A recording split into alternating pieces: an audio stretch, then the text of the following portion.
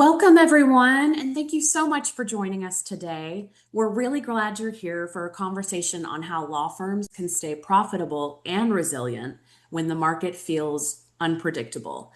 I'm Brittany Hoffman, and I'll be moderating today's session. We're joined by Kelley Brubaker, CPA, owner of Profit Scale Thrive, and a fractional CFO. Kelley works very closely with law firms of all sizes and brings a front row perspective on the challenges and opportunities firms are navigating today.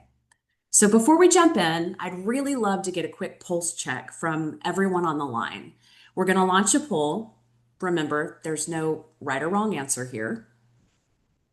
And let us know what best describes how you're feeling about your firm's financial position right now. Are you very confident, mostly stable, maybe a little uneasy, actively concerned? Let us know. I tried to vote and it won't let me. Probably won't let you. No. We'll let it go for a couple more seconds. And let's see where we're at. Okay, so we've got a little bit of self, very confident, mostly stable, little uneasy, and I would say mostly stable and actively concerned about profitability are kind of neck and neck. So this was interesting. No, absolutely. And it actually doesn't surprise me because those results are pretty much what I'm seeing across my clients right now. And I think my one takeaway is probably I don't know that today's any different than it was 20 years ago, to be honest. I feel like we could have done this poll 5 years ago, 10 years ago. I think we would have had similar results. But there's good news and bad news to that. Like the good news is we're here to help you. That's what we're going to talk about today. Yeah, absolutely. And I know, Kelley, you work with firms across really the entire spectrum. So this feels like actually a perfect place to start. So, from your conversations with law firm leaders right now, what's really the overall mood you're seeing when it comes to finances and profitability? So, yeah, it's definitely, I have firms that are, solo all the way up to multi-million, right? And all across the US, different practice areas. So, just to kind of give you a background. And, size doesn't matter. I have some firms who are solo who are killing it. They're on top of their numbers, everything's solid, everything's going great. And then I have firms that are in the millions who are freaking out over every little decision. So size, because a lot of feedback I get, people will say to me, if I could just grow my law firm, if I could double my revenue, if I could just get bigger, like however they see bigger being. And I'm like, let's time out on that because bigger is not always better.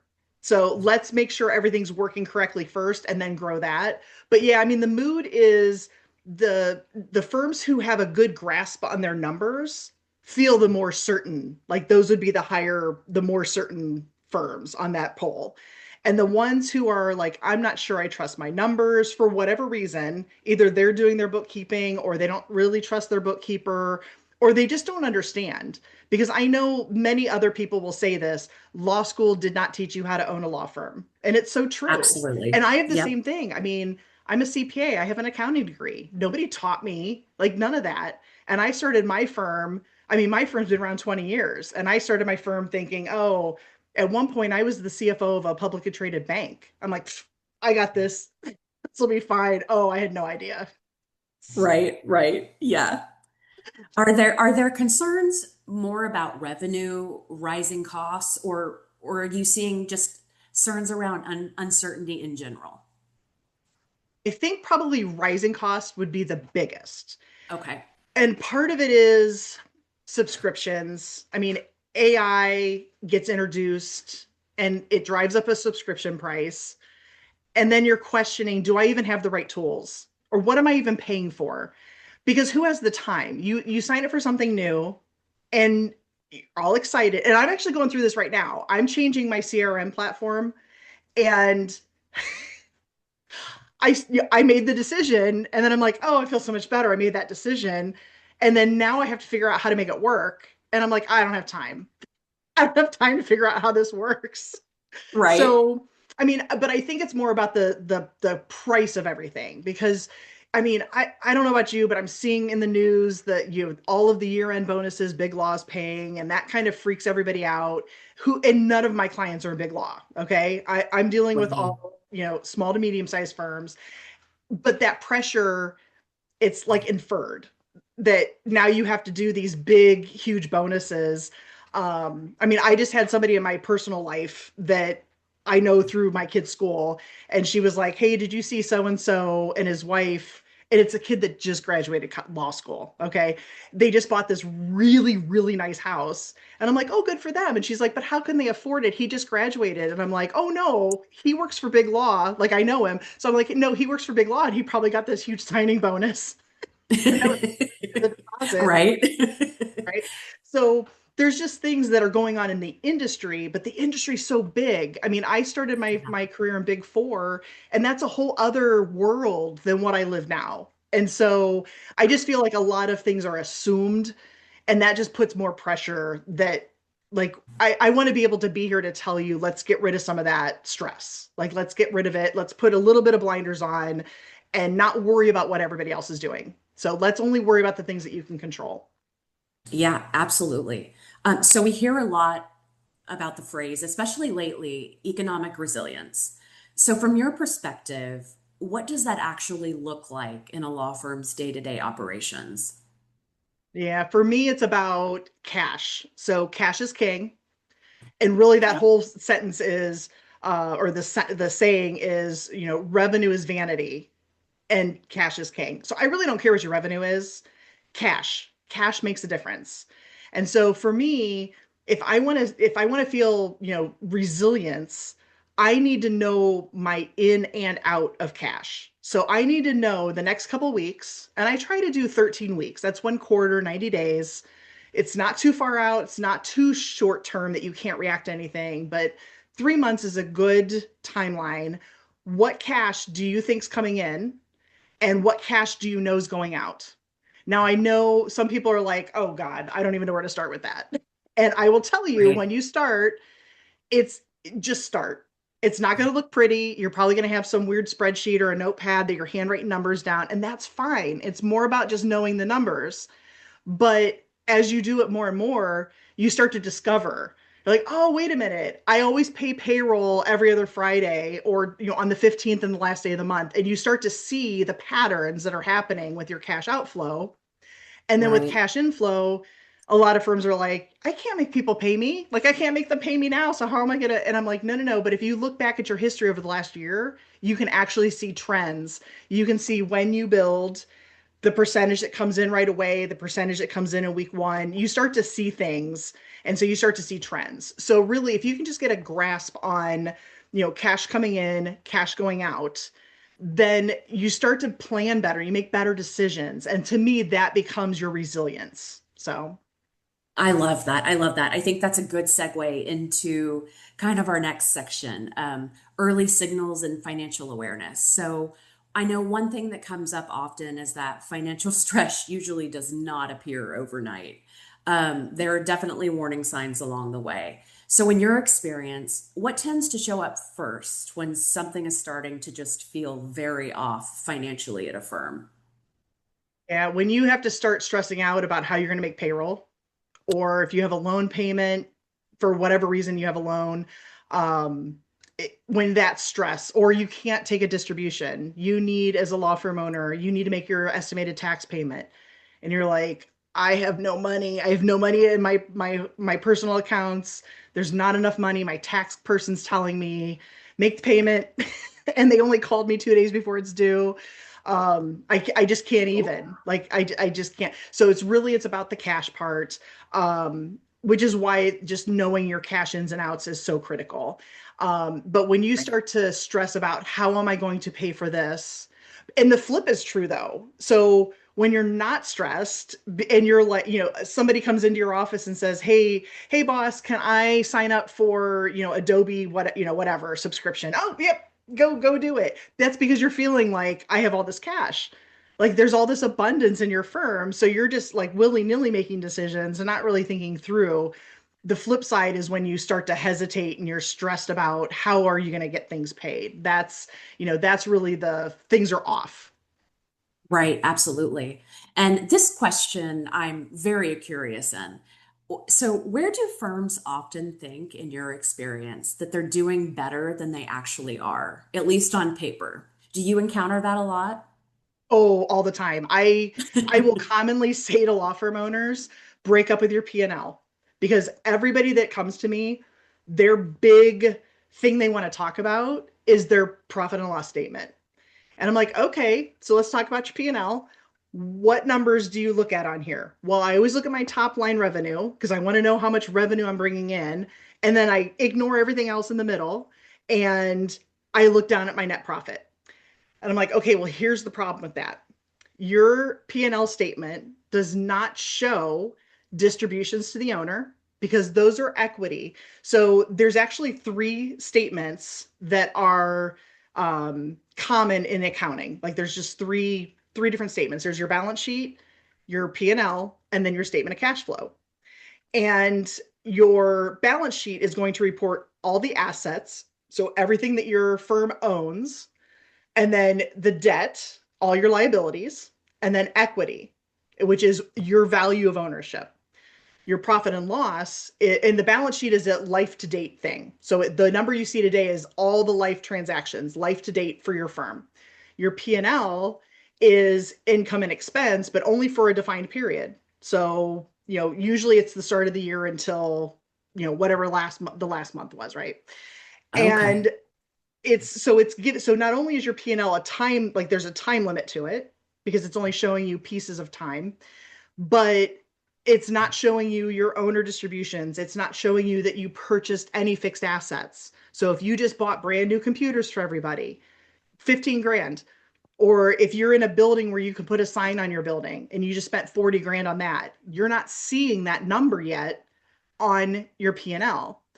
And if you have any debt payments, only the interest piece. So if you have say you have an SBA loan, your payment might be 1,000 a month, but only 100 of it is interest. The rest of it's principal, or hopefully you're paying it down faster, but Right, you're right. only going to see the interest piece show up on your P&L. And but you don't see the whole 1,000. You only see 100, the interest part. And then your taxes, if you're pulling tax money out to pay your personal, because most people, if you're taxed, whether you're taxed as a partnership, a sole proprietor, a single member LLC, or an S corp, basically not a C corp, like not a big incorporated company. All your Okay. taxes are going to be personal taxes, and so those would come Oh, out as owner distributions. interesting. Okay. I didn't know So that. your P&L, just there's so much you don't see on there. Now, Right. the third statement we all ignore is your statement of cash flow. And I'm guilty of this because I did not look at my statement of cash flow for years. And that's because I had just horrible experiences drafting that statement for when I worked in Big Four. That was one of my jobs, is to create that for like big international companies. And like Right. you're like freaking out over, $100 that you can't find. And so I had horror stories with that. But your statement of cash flow is the combination of the other two statements. It's trying to capture your profit and loss and any activity that happened on your balance sheet.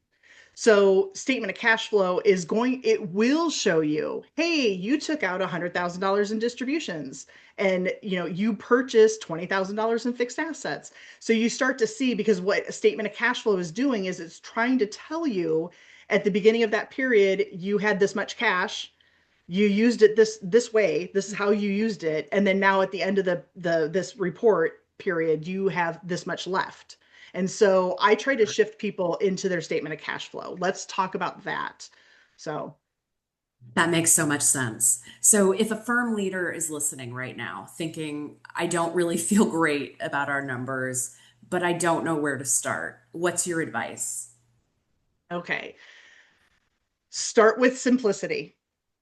Don't make this complicated. It doesn't need to be complicated. And I in love fact, that. I will tell you, I can make a mean spreadsheet. So you want to know Same. information? Oh, I'll export all this information into Yep, Excel I and got this that. like it's color coded and we've got formulas and multiple Yep. tabs, but that doesn't help anybody. I actually looked at a spreadsheet the other day that I created and I'm like, what was I doing with this? I don't even remember what I was doing with it. Numbers everywhere. It's crazy. So just keep it simple.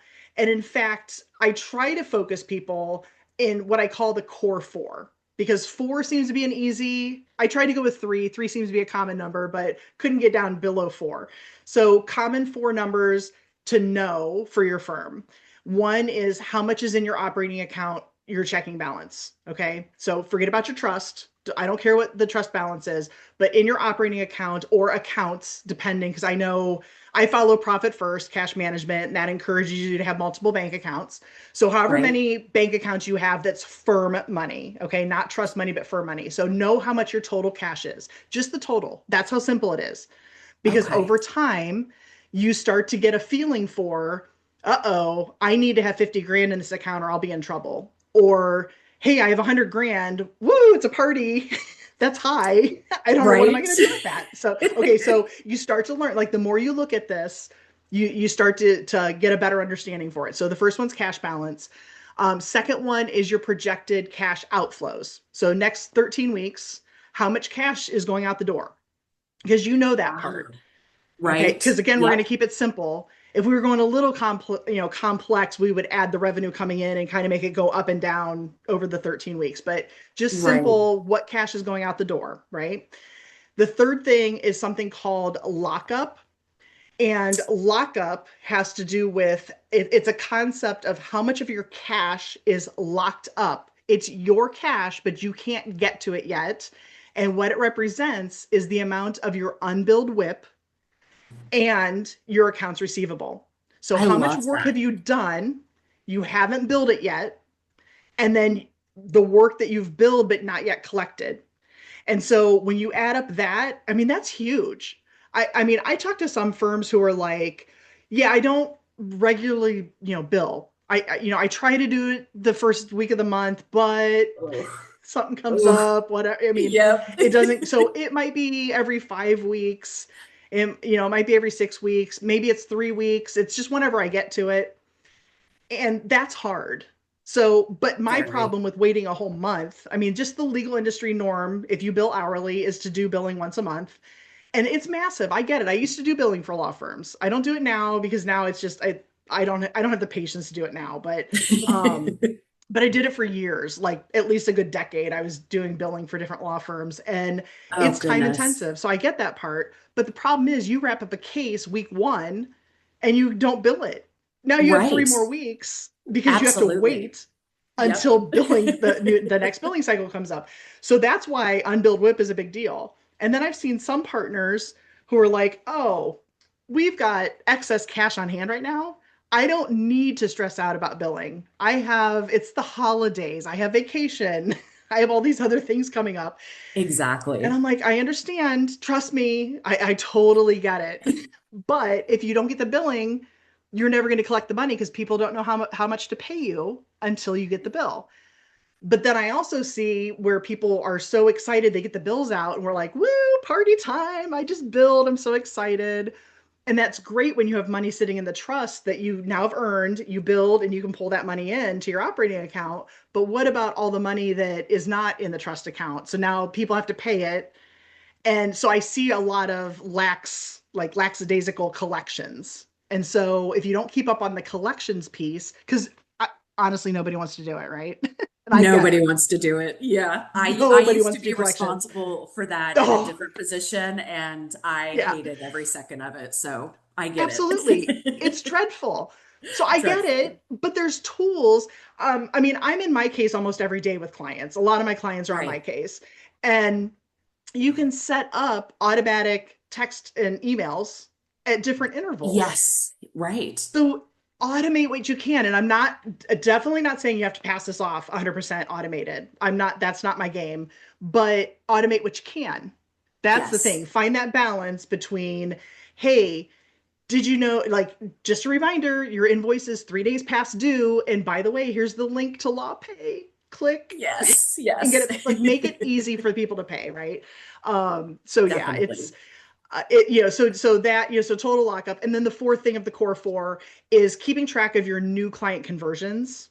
So, which is kind of a streamlined, a lot of people, depending on your practice area, know all your leads coming in. So like PI is very much, I can ask any PI owner, how many leads did you have come in yesterday? And they'll tell you, like they just know, that's a number I they know. love that. So I'm kind of streamlining it a little bit and trying to cut into how many conversions did you have? So of all the leads, how many converted into new clients?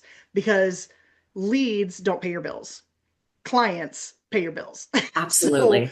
now Absolutely. I'm kind of shortcutting because I know, so especially like, with since I started on the PI path, so in your firm, if you routinely have 100 leads coming in and you know that four of those are going to turn in, and I don't know if that's a true stat for anybody, I'm just throwing numbers out there, but if out of 100 leads last week, four will sign up as new clients, I'm trying to cut to the four because if something's happening, whether it's leads are not coming in for some reason or they're bad leads, because not all leads are good leads. So if Right. something's happening there, or if you have a new salesperson who's not closing very well. So that's why I'm more concerned about the new client conversions. So those are the four: cash in your bank, outflow of cash in the next 13 weeks, your total lockup, and your client conversions. If you can keep a handle on those and look once a week, don't spend a ton of time on this. This is something that within 15 minutes, once a week, keep a handle on that. And it's more about the trends. So, like, start it today, Yes. look at it again next Monday, look at it the Monday after. And it's going to be weird and foreign at first. But the more you do it, you're like, oh, wait a minute. I'm starting to see my cash on hand is going Yes. down, something's not right. So you start to see trends, but that's where I would direct um, to I get love started. that. Perfect. Now, I know you, I feel like, are kind of a pro at a lot of things, but profit leakage. So Yeah. let's talk about profitability because I know many firms are busy and still feel pressure on margins. So, where do you most commonly see profit quietly leaking out of firms without anyone noticing right away? Yeah. I mean, the big one, subscriptions. The reason being two Really? things. Oh yeah, two big reasons. One, because hey, let's sign up. This is a free trial, 10 days free trial. And then you had enter your credit card information when you signed up, completely forget. And then you do the trial. Oh yeah, that's not going to work how I thought it would. So I abandon and forget about it. And then go about my day, just my normal business. And then you look at the credit card statement 4 weeks later, and you're like, oh my God. And worse is if you have staff, they may not see your credit card statements. So they have no idea, they signed up for something, no Right. idea, Ooh, just completely forgot to shut it off. And now before you know it, and if you're not looking as a law firm owner, if you're not looking at your credit card statements and say, what is that? What is that payment? yep. It recurs until you turn it off, right? And So that definitely happens to that part. me, even Yeah, just personally. It happens to me. I'll look absolutely. at my credit card statement and I'm like, I've been paying for this for 6 months. Like, what? What am I doing? What was I So, doing with that? yeah, Yep. so that's very interesting that So it that's part, just happens. just the occurrence of a subscription you're not using, but then the price increases. I mean, like I do Disney and Hulu, and I read the news, and they're like, "Oh, it's going to increase." Spotify, like all of them, like they Yep. increase. It's only $1. I'm like, well, it's $1 a month, which you're right is only $12 a year. But if I have 10 different subscriptions that are doing the same thing, now we're starting to see. So that's the idea of leaks. And that's something that like I've kind of dialed in on the profit leakage, like that term, because I like the idea, the visual. It's the drippy faucet. You've got the faucet, the bathroom sink, the kitchen sink, whatever, and you walk by it and it's like drop and you're not paying attention because you're like, it's one drop, who cares? But if you plug the sink and you let that start to build, now overnight you now have a decent sized puddle of I water, love that. That's such a good right? example. Yeah. Right. So definitely subscriptions are the big one. Another one I see is not capturing all of your advanced client costs to bill them back to clients. So, Ah, which is actually how I started working with people at 8 a.m. because of smart spend that's tied to my case, right? And right. so the whole issue, and I've seen this so often over the years, and it's getting better, but so many times, whether you have a firm credit card that you hand to a paralegal or all of your staff have their own cards, cards get used. Now we're doing online court filings, and this is probably the worst. You have online court filings, and three people file something today. They all have the same filing fee, and it all comes through on your statement as blah blah blah county court, clerk of court, Exactly. Yes. right? $100. Totally. Nobody remembers to notify whoever does billing or whoever in your firm that captures this. Okay. Right. So now we get a couple weeks later, the credit card statement comes in, and between your bookkeeper and your billing person or whoever that might be the same person, but somebody's looking at the statement and they're like, oh my gosh, who just did these three transactions that are all the same? And everybody's denies, I don't know. And then somebody eventually will say, oh, wait a minute, that one was mine and it was ABC case. And so you're like, oh, great. One of the three, I figured that out. Now I can bill that back. And nobody else can figure out the other two. And now you're kind of stuck because you can't bill it to any client. You have to bill it to the right client. And Right. so often I will see firm owners that are like, I'll eat the cost. If we can't figure it out, I'll just eat the Really? cost, right? Yeah. And so that gets difficult. Now, I will say with online filings, we are seeing better, and it's jurisdiction based, but I've talked to some firm owners who are like, hey, thankfully, my court now I have an account. So I can log in and I can go into my account and I can see the history and it tells me on this day $100 was, XYZ case. And so now I can bill it back. But now you got to do Nice. some research to do that. But, but I'm still seeing it. Like I still see it often enough where something happens, charge hits a bank, a credit card, and then nobody can remember it, which is why I like Smart Spend. Because so if you're on my case, you can look into Smart Spend. It's a credit card, it's a fintech app that ties to a specific Brilliant. credit card. And it will help you the minute somebody runs their card, they get a text on their phone saying, well, you just did a transaction, it just hit your account. Is this for a client? And it's tied to your my case, so it pulls in all your client list. So what client is this for, or is this not billable, or well, what client was it for, what was it for, and then Right. is it billable, and then, oh, by the way, can you take a picture of the receipt, and then it attaches it and it just uploads all of it into my case. And I know we had no intentions of talking specific. That was not like a planned, but it's just such a great Totally. solution It is. It that is. it is just really nice. And it just, from somebody who has done billing, that's a huge deal to be able to capture all that Yeah. information. And it's so quick to do, but it's all about timing. And that's what I love Right. about Smart Spend. But yeah, so definitely those are some big profit leaks that I see often enough that $100 here is not a big deal. But when you're doing $100 a day, Yeah. like it starts to Yeah. add up, right? So Totally.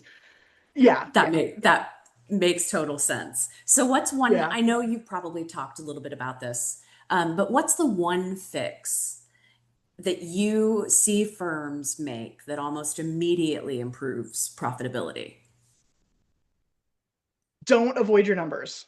Like I can't even, and I know because I've done it. I have had points in my life where I'm like, I am not looking at my bank balance today because it's so sad. Right? But I think we've all been there.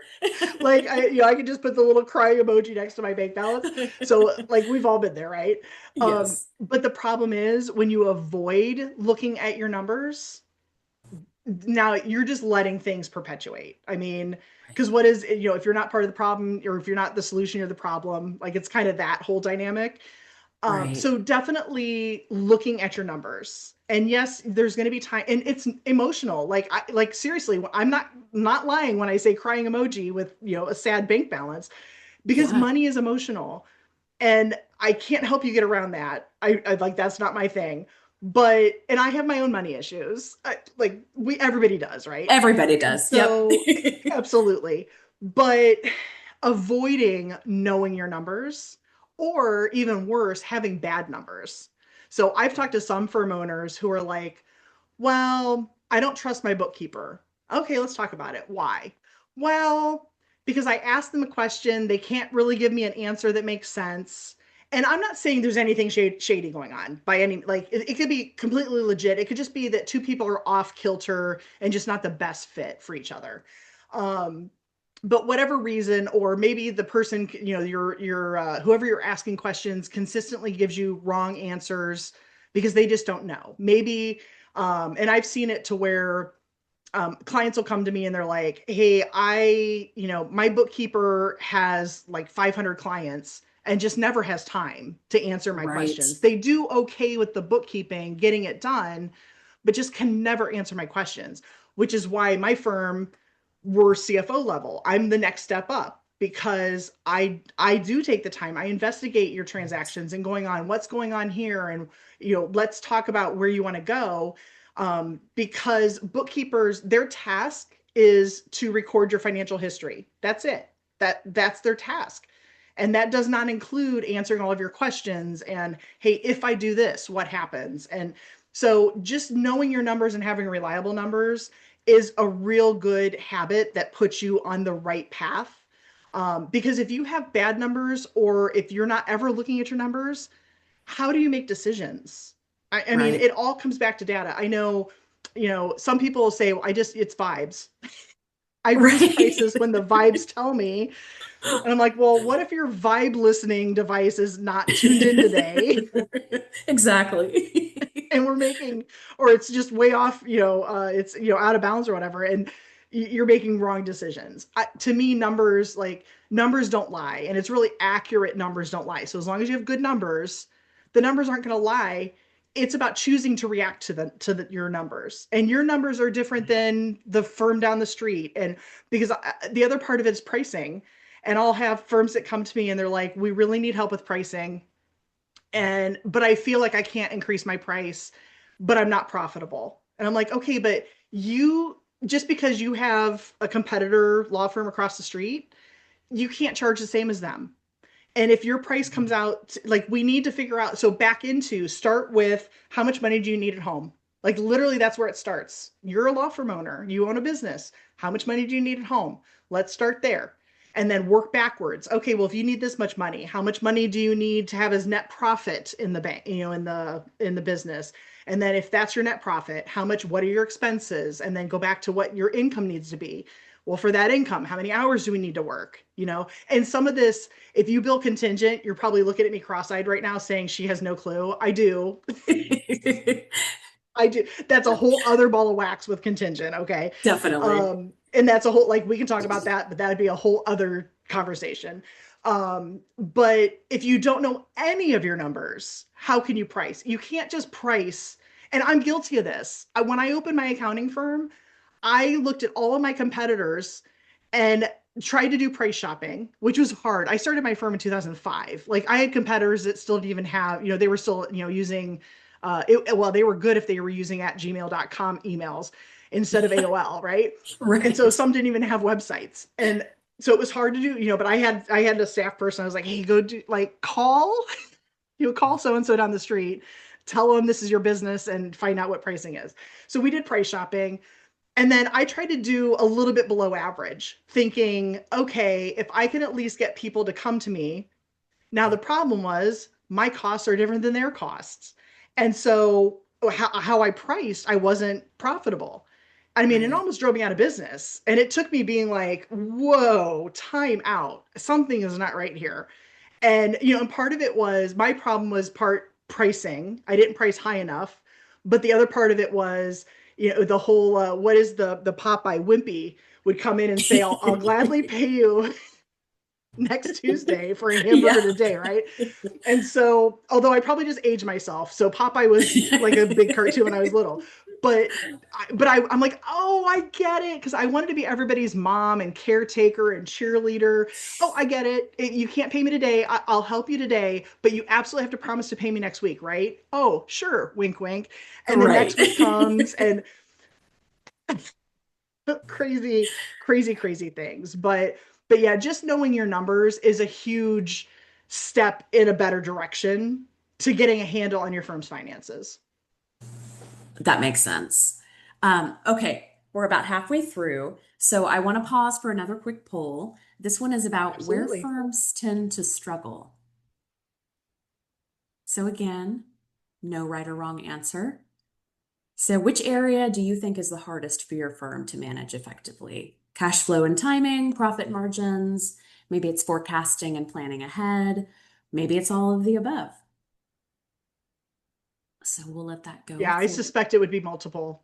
yeah, definitely. All right, let's share some of those results. So, yeah, we have a lot of all of the above, Kelly. Some forecasting and planning ahead, cash flow timing. Nothing under understanding numbers well enough to act. So I'm glad I'm you're very here. excited about that. If I could do little heart emojis, I Yes. probably can. I just don't know how. We can do little hearts.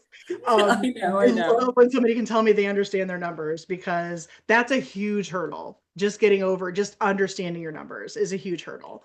Yeah, Absolutely. I mean, yeah, it's definitely, I think part of at least on the forecasting piece, I think a lot of that issue is you're sitting there with a blank slate and you're like, I don't even know where to start. And Right. for me, so if if I'm working with a firm and they ask me, well, part of it is you're like forecasting what? I mean, that, so like the question, like that's the first part of it. And so it should be forecasting your cash. What's your cash going to look like? Cash balance over time, define what time period. um, I will go back and I will pull. So, like, if you're on QuickBooks or my case accounting or whatever it is, you can pull your check register, every single transaction in and out, pull it into Excel. So you can export. So whatever your bookkeeping software is, pull, for a period of time. If you're going to do a 90-day forecast, I would at least pull 90 days. But I will tell you, there is seasonality to a business. And in most law firms, 1 year. So that's why I try to pull 1 year of information out. And so this first quarter cash flow is probably not going to be the same as the fourth quarter, but it's probably going to be similar to the first quarter of 2025. So timing matters.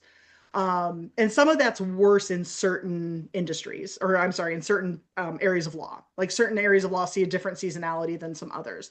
But pull out, and I say this like I'm telling you to do it. I'm literally not telling you as a firm owner to do this. Whoever your bookkeeper is, just ask them. Even if they're not good at answering questions, just say, hey, can you pull me into Excel or into a spreadsheet?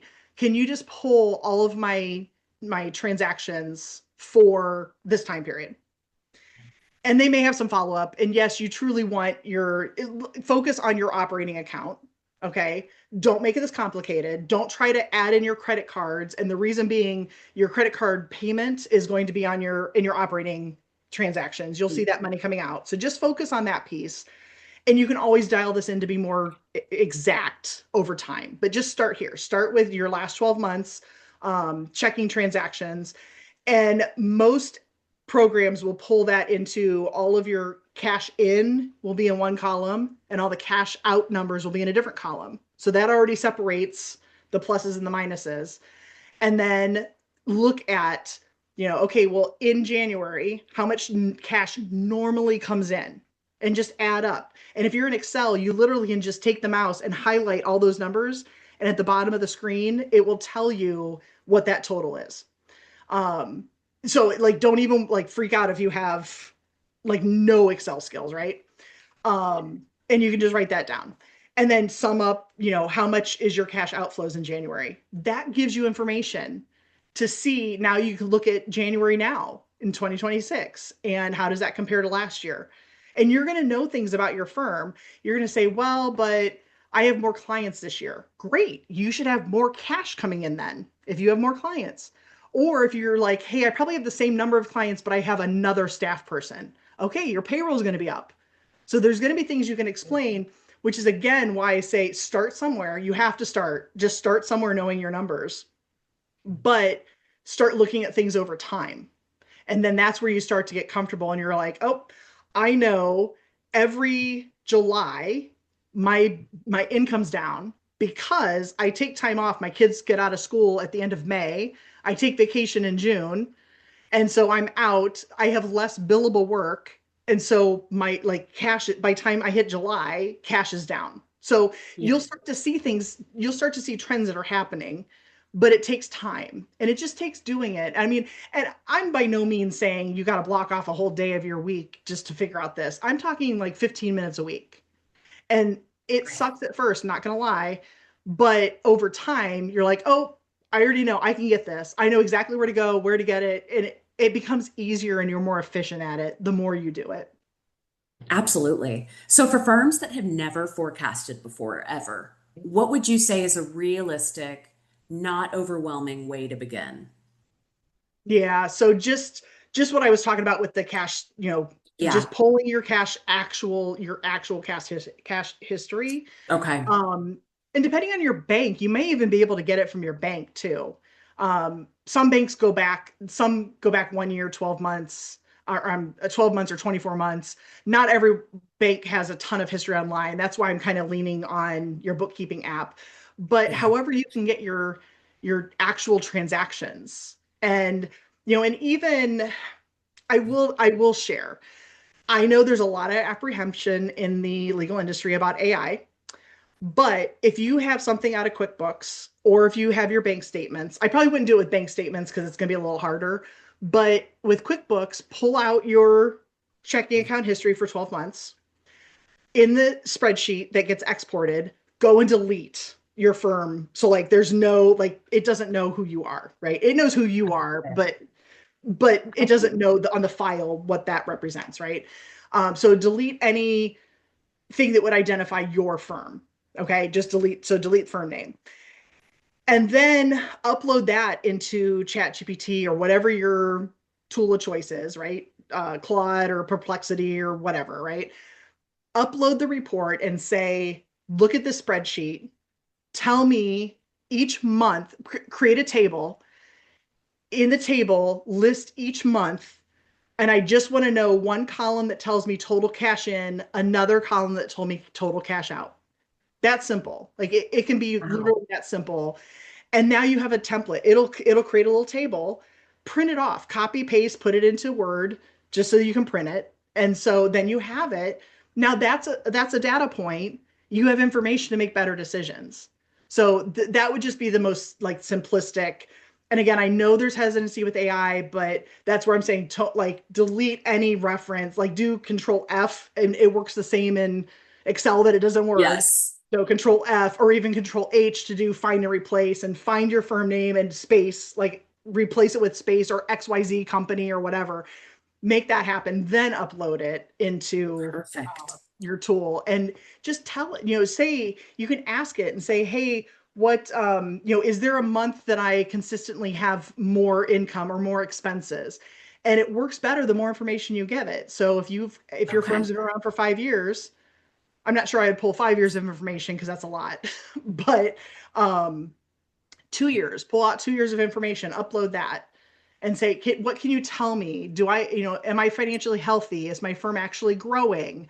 Where do you see expenses that are too much? Or is there a vendor, who are my top 10 vendors that I'm paying? So there's definitely things that Yeah. help you with. But definitely whatever your source is to be able to get more information and make it understandable so that you can make better decisions. That's the whole point is to be able to make better decisions. Absolutely. And speaking of AI, I know that I was kind of the last to feel like I jumped on that bandwagon. And it, like you said, I mean, you can plug things in, it can create templates for you. I mean, honestly, even in my role, it's been a complete life changer. It's saved me so much time. So, yes, I agree. Huge advocate. And if you haven't dabbled yet, you should, even just a little bit. So, Absolutely. I mean, I use it um, just as much in my personal life as I do at work. So yeah, yeah, me yeah, too. Even my vacation planning. So yep, it's actually really nice. it is. Okay, so we've talked a lot about, what firms can do better, can track better. So let's spend a few minutes talking about what resilient firms do well. So I know you've worked with firms across sizes and practice areas, which gives you a huge vantage point. So looking across firms that weather uncertainty well, what do they do consistently get right? I would say consistently not having shiny object syndrome, I not love running that. out. Oh, I was at a conference. Yep. And I saw this. Amazing. Talked about Yes. XYZ. I have to do it. I don't care Yep. that it costs $1,000 that I don't have right now. I need this. So definitely the shiny object thing. And I'm definitely not saying don't jump on any bandwagon, but just take 24 hours. Are you still excited about it 24 hours from now? If yes, then consider, right? Because I don't want Yes. to be a party pooper. So definitely getting a handle on that. And I'm guilty. Trust me. Anything I talk about, and I'll say I tell my law firm clients this, I've totally experienced all of it. So, all so I mean, I had a point in time where I'm like, oh, yep, let's do that. Oh, that sounds great. Sign up for that. Yep, let's do that. I can't tell you like crazy That's so things. funny. So shiny object, get that under control. Like, don't just run off and buy every single thing. And then save. And I know nobody ever wants to hear this, but save money for a rainy day. And that's part of my attraction to the profit first cash management system is that you have multiple bank accounts. And I know a lot of people will say to me, yeah, I read the book, it's complicated. And I get it, but modify it for how it works best for you. And how it works best is if you have something you want to put money aside for, you want to dedicate money to something, create a bank account, put money in it.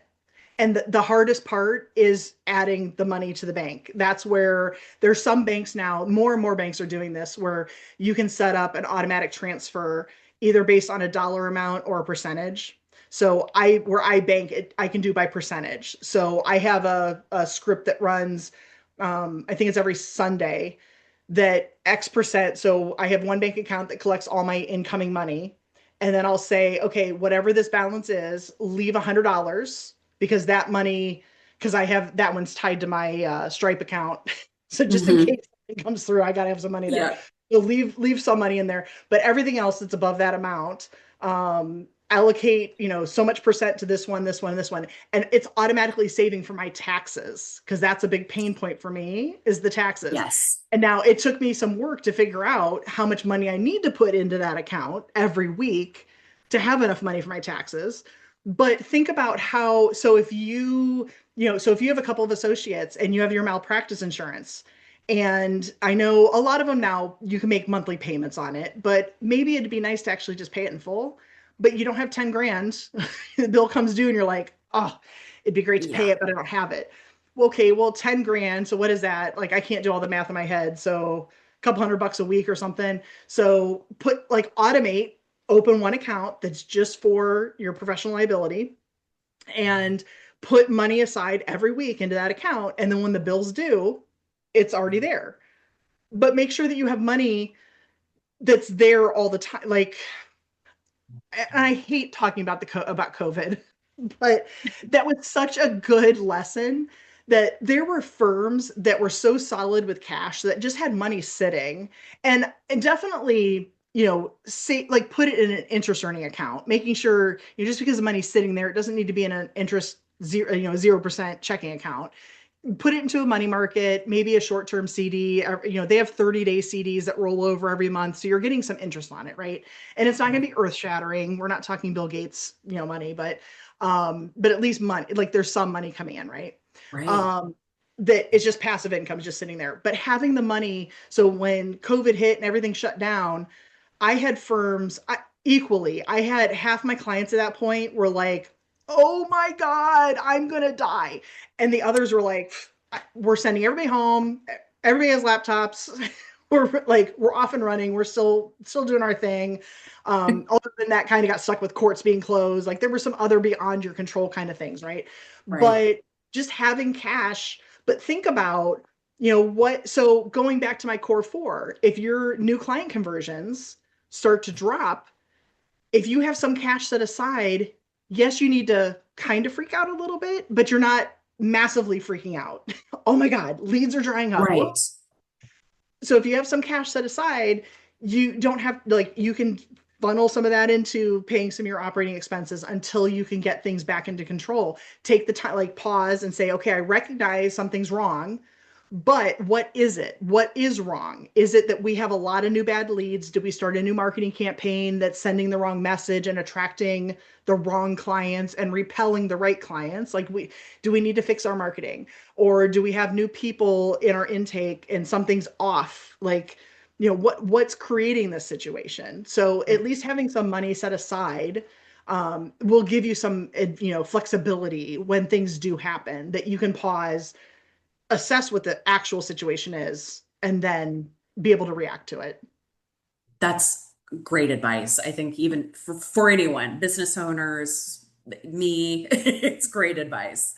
So, kind of as we start closing, if someone listening today wants to take one meaningful step to strengthen their firm's financial footing, what would you suggest? So, one thing, look at your numbers, schedule calendar right there, just like you do any appointment. Calendar a meeting with yourself, 15 minutes once a week, whether that's something on Monday morning, end of the day, Friday, whatever it is, but make it consistent so you can set up a recurring, appointment with yourself, and just to look at your numbers and be honest about your numbers. Don't just Right. schedule the time and just kind of look at a report and be like, you know, Yeah. just make sure you understand, and just so that you have a wherewithal of what's going on in your firm. So just that is the one thing.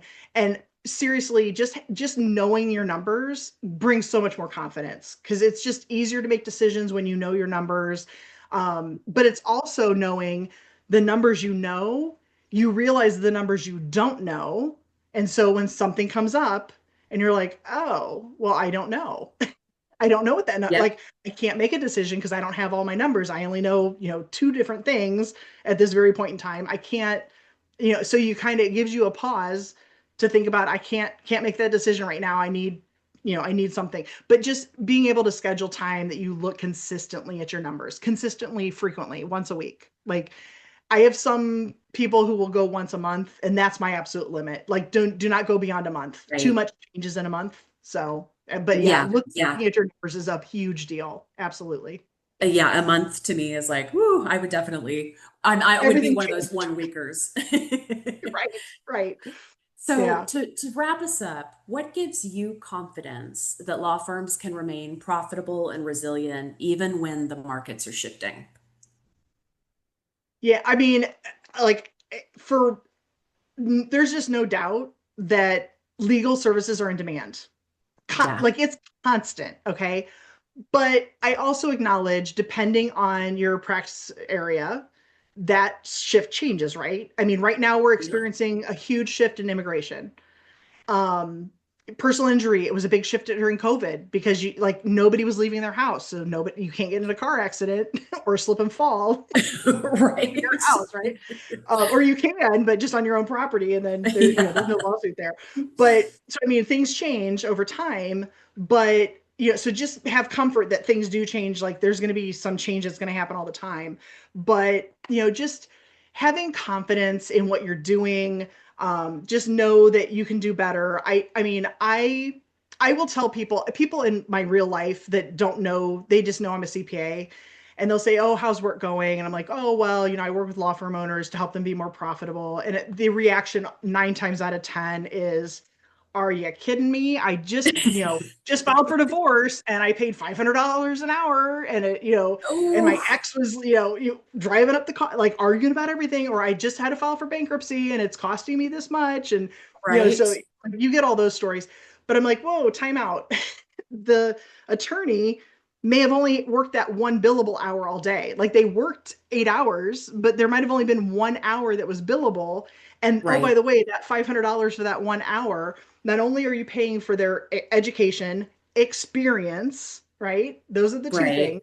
Right. But They have malpractice insurance. They have their website. They have a receptionist, a phone system, their case management system, their, Yeah. legal research library. There's all these other things. So $500 was actually, they probably actually lost money that day.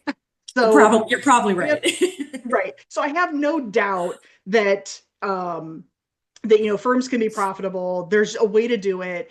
And when you get to a point where the hourly, like your rate, whether it's hourly or flat rate, if it needs to be higher than the market, then you have to change your marketing to be able to explain to people what your value is so that they hire you.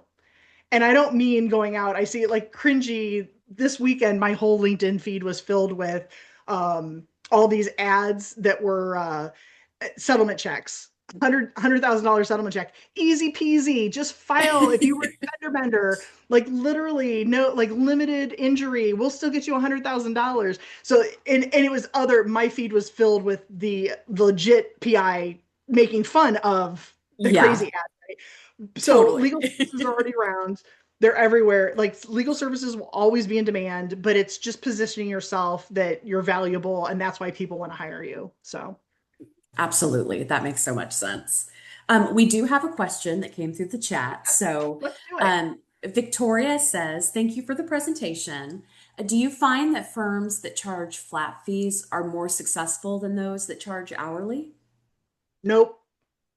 But I will tell you, I mean, there's just the simple I no. love that. Yeah. Reason being, yeah, the reason being now, and don't get me wrong, I will always say don't do hourly, and I get pushback depending on your practice area. And obviously there's going to be areas you can't change, like PI is contingent. You're never going to get around that. That's a whole mark, Right. like the whole industry, never getting around that one. But so I do love flat rate because client comes to you, they tell you what the problem is, you're like, oh, I already know how much work involved, I can make that happen. It's $1,000 or 5,000 or whatever the fee is. The problem is not truly understanding all of your time and costs that go into that thing, Right. or not properly defining the scope to the client. So the client says, oh, it's $1,000 to file my trademark. They expect file the trademark, USPTO comes back with findings, like they're going to reject it. And the client's like, oh, I paid you 1,000, it got rejected, I need you to file the appeal. And you're like, wait a minute, for $1,000 that did not include the appeal. So it's about scope, making sure it's very well defined so the client knows for this fee, this flat rate fee, it includes this, it excludes this. Or when in better to phrase it is, it gets you to this point, after this, and it's like a roadmap. Like if you can like literally draw a roadmap for somebody and say, starting here today, this fee gets you here to this point. If it gets accepted, we're done. If it gets rejected, now we're into this and you owe me this fee. I have to file an appeal. It's this much more work. You have to pay me this if you want to go on to the next piece, right? So that's how like the flat rates. So scope is a huge thing, making sure the client understands it, but then it's also making sure that can you really do for $1,000, can you really do everything you need to do to file a trademark and be Right. profitable? Like it may not be profitable because maybe it Absolutely. takes you 10 hours, and please that turns out to $100 an hour. That's and I foregone conclusion, not profitable. So, Yeah. Right. right. So so yeah, I mean, I wish that that was a magic formula, but I Yeah. do help firms shift from hourly to flat rates, and it's more about figuring out how much time it truly takes. Because I have some clients that'll do the like the incorporation for businesses, and they're trying to Right. compete with, and I always forget the name of it, whatever the name, I want to say Rocket Lawyer, whatever the filing thing is for incorporations, Yeah. and they do it for like $99. You can't do it for $99, but that's Right. where you're going to do it for 750. But you're going to justify why. It's because you're going to sit with the person. You're going to make sure that the name is not taken so that you're, because the online thing is just banging through, like copy paste. You put in this name, they just file it, and then it's going to get Right. rejected at the state because there's already a name, or the tax, the EIN will get issued because there's a similar name at the IRS. And so there's all these things that can go wrong, and the online services aren't doing all the checks. So that's what you're going to explain. I'm worth 750 because yes, it may only take me an hour, but I'm going to go through and I'm going to do these checks to make sure these are all legit. You're not going to run into problems with it. And oh, by the way, I'll do you, a first draft of your operating agreement or partnership agreement. You're not getting that, or whatever you do get is junk that is not going to hold muster in your state. Yep. So you explain why and that they're going to get more. And so it's more effort, more value. And so you justify and you convince them. And if they still want to do the other, you're not a good fit for everybody. So they still may not want to Right. pay your fee. But you can't just compete on price. So, if you know there's a competitor out there for a flat rate, if you can't meet it, then don't. So, Yeah. unless you know you can convert them, I mean, let's take the lesson from Walmart. Why is the milk all the way in the back? It's because you Yeah, have to walk, right. Right. or any grocery store, you have to walk past all the stuff. And they probably don't even make it. Well, Walmart's a whole different story, but your local grocery store, they have things that they sell you that they don't make a profit on. And then Right. they place strategically in the store so that you have to go get them. But in the meantime, you're walking down these aisles and you're like, oh, I forgot. I need Windex. Uh-huh. I Uh-huh. need I did that yesterday. those. I know. Yep. Yep. So, so, but and then they make money on those other things. And so now that's what, so they may lose $1 on one thing, but they're getting you on all the other stuff. And so they're still walking away. The Yeah. total sale is profitable. So if you do have something that you offer that you just like, you're losing money on something, incorporation, do it for $100, but know that you can sell most clients on, okay, do that for 100, but then sell them $1,000 partnership operating agreement, drafting that, whatever their agreement they Right. need, or getting them into some type of registered agent, which I know a lot of law firms don't want to deal with, but I do know some that do that. Hey, I'll be your registered agent, pay me $200 a year, and I will be your legal address. And Yes, all your right. stuff can come here and we'll handle all of it for you. So if you can Yeah. sell something additional services add on, then go ahead. But take it as a one-time transaction. So don't price something unless you know you can overall make money on it. Yeah, that's great advice. Thank you. Thank you, Kelly. Okay, I have dropped a link if you want to do schedule a consultation with Kelly, feel free to visit the link I dropped in the chat. Otherwise, Kelly, again, we adore you. Thank you so much for sharing your Oh, insights today. thank you, Brittany. I love you guys at 8 a.m. You are amazing. I love, being on anything that has to do with you. I have just loved our relationship. And so yeah, We're a good team. We're a good I'll do this team. again. Absolutely. Like high five. We did another one. I know, high five. But and for everybody else who joined us today, thank you so much. We know, especially after the holidays, how valuable and busy you guys are. So we appreciate your time. We will be sharing a recording and additional resources shortly. So keep an eye out for that. Otherwise, we will see you at our next 8 a.m. Webinar, which will also involve Kelly. So join us soon. Awesome. Have a great day, Thanks, Brittany. everyone. Thanks, Kelly. Bye. Bye, everyone. Bye.